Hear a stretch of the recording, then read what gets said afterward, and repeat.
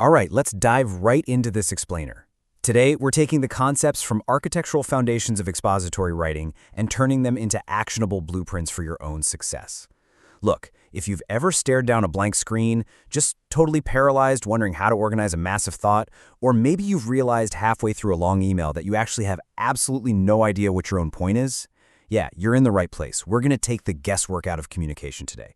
We're putting on our hard hats and looking at writing not as some mysterious, elusive art form, but as a rigorous structural science. So why exactly do some explanations just completely collapse while others stand the test of time? It's a great question, and to answer it, we really have to recognize that an essay or an article without a core structure, it just crumbles under the weight of its own tangents. It's exactly like a poorly constructed building. When your reader gets lost or confused or just plain bored, it is rarely because the topic itself is bad. Nope, it's almost always a structural failure. The weight-bearing walls, your main arguments, they just aren't supported properly. Okay, let's reframe how we actually think about this. Expository writing is the fundamental process of constructing clear, logical, and structurally sound explanations of complex topics. And by defining it this way, we shifted away from being a purely creative task. It becomes a deliberate, logical act of architectural engineering. You aren't just expressing yourself anymore. You're building a literal vessel for your ideas. You're engineering understanding in someone else's mind. And just like real-world engineering, there are laws of physics, or, well, in our case, laws of logic and clarity that absolutely must be obeyed. To help visualize this workflow, let's map out our core metaphorical framework. Think about that intimidating blank page. That's your empty lot. Pouring the foundation? That's developing your thesis. Drafting the blueprint is your outlining phase. And laying the bricks is the actual writing of your paragraphs. It's like a giant puzzle. Whenever you get stuck in your writing process moving forward, I want you to mentally refer back to this map. Ask yourself, wait, am I trying to lay bricks before I've even drafted the blueprint? Here are our construction plans for today's explainer. First, pouring the core foundation. Second, erecting the structural framework. Third, laying the building blocks. And finally, number 4, the final inspection and polish. All right, starting off with section 1, pouring the core foundation. Now, a weak foundation is essentially a crumbling, disjointed, and vague thesis. If you try to build on that, every single subsequent paragraph is going to tilt and sway. But a strong foundation, a reinforced, clear, and extremely specific thesis anchors the whole shebang. Just as a physical building inevitably sinks without a deep, solid concrete base, an explanation literally collapses if it lacks this robust, reinforced core thesis. Your thesis is the anchor. It holds every single subsequent sentence right in place.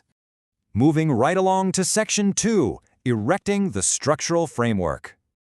Welcome to the blueprint phase. Framing your thoughts ensures your explanation can actually support the weight of your ultimate argument. And honestly, this is where so many writers go astray. If you skip this framing phase, you suffer the very real consequences of losing your readers in a maze of disorganized rooms. I mean, have you ever read an article where you suddenly thought, wait, how did we even get to this topic? Yeah, that is a massive failure of the blueprint. A solid outline guarantees your readers always know where they're walking, what room they are in, and exactly where the exit is. So by following a specific linear progression, we organize our thoughts with the exact same precision that an engineer brings to a busy construction site. First up, we survey the lot through brainstorming, just getting the lay of the land. Second, we draft the blueprint through outlining.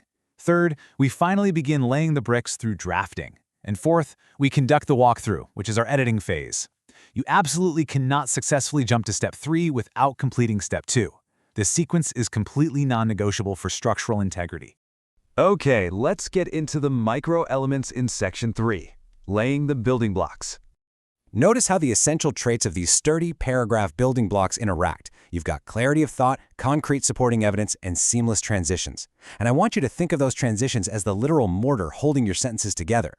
You can have the highest quality, most perfectly fired bricks, which, again, represent your concrete evidence and clear thoughts, but without the mortar of seamless transitions, your paragraphs are just going to stack on top of one another without securely binding.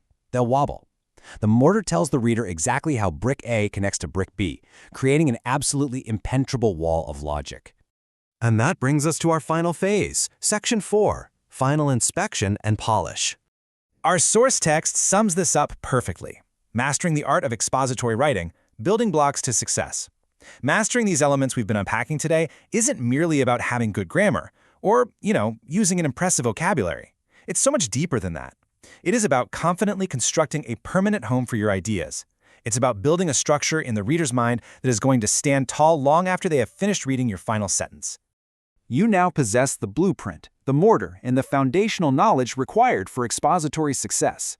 You understand exactly how that empty lot becomes a fortified structure of clear, undeniable logic. So with these architectural foundations mastered, what are you going to build next? Take these blueprints, get out there, and get to work.